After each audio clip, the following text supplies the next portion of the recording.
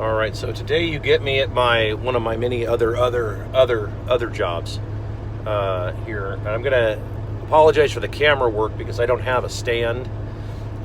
So just kind of bear with me here, and I also have to keep an eye on these guys, make sure that they're not going to do any damage to my equipment.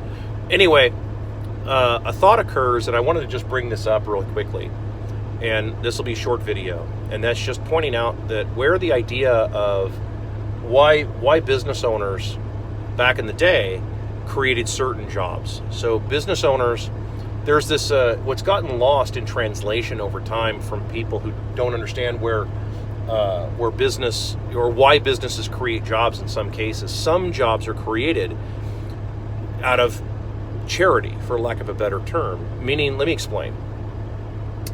A doorman or a bathroom attendant. So back in the day, you know, the owner of the business creates those jobs, and they created those jobs so that way virtually anybody could do them. You did that for a number of reasons, but the biggest one was so that you could be charitable without being charitable, right? You didn't have to give away a bunch of money.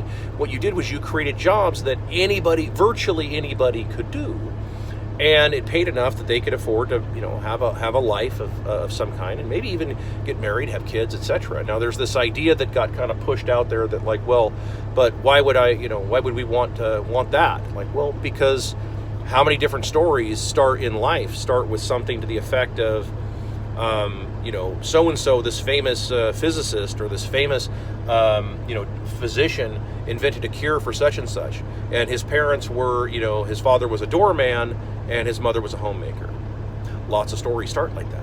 So, because, for you IQ people out there, the people who believe that IQ science is a thing, I'm still a little on the fence on that. But for you guys that are big into IQ, how does it work, right? There are lots of examples of people who had completely normal parents, but yet all of a sudden they're oh my God, they're the really intelligent people. Yeah, it's because you just don't know. So the idea of of selective breeding doesn't really work, right?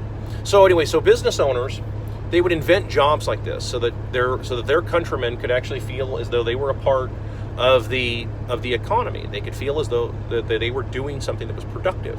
That's actually really important, and that's the part that gets kind of missing. So you cut to about 2-3 generations later, usually the second or third, usually by the third generation, you get some total fucking douchebag that owns the company. And they're like, why do we need a doorman? We can hire illegals to do that, And it's dude, you kind of missed the point about why that job was created in the first place.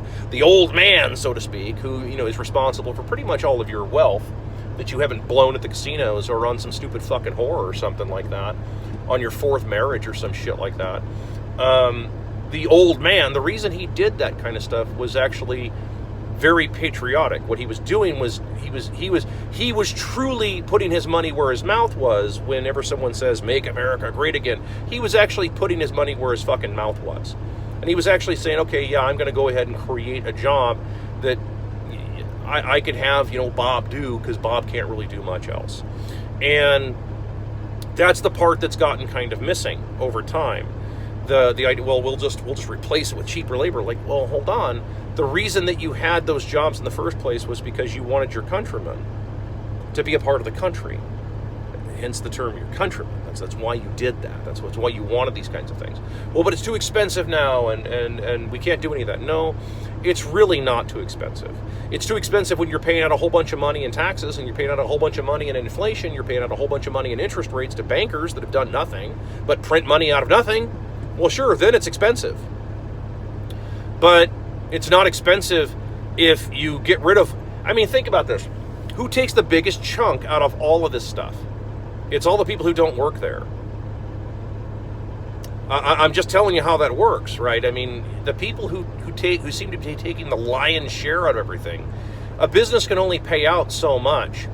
In any business, no matter what it is, can only pay out so much. It can only pay out so much in dividends. It can only pay out so much in interest, so much in insurance premiums, so much in taxes and regulation, and on and on and on. It can only pay out so much, and at a certain point, it's got to stop, And so the elasticity has always been pushed down to the employees. Oh no, let's just make the employees poor instead of hold on a second here. Why are we paying all these people, all these shit birds out that have done nothing, that are not part of the company? They didn't even work here. Fuck them.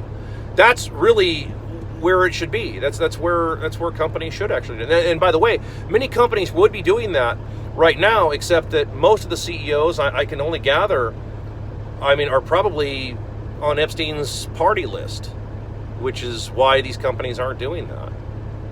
Just something to think about.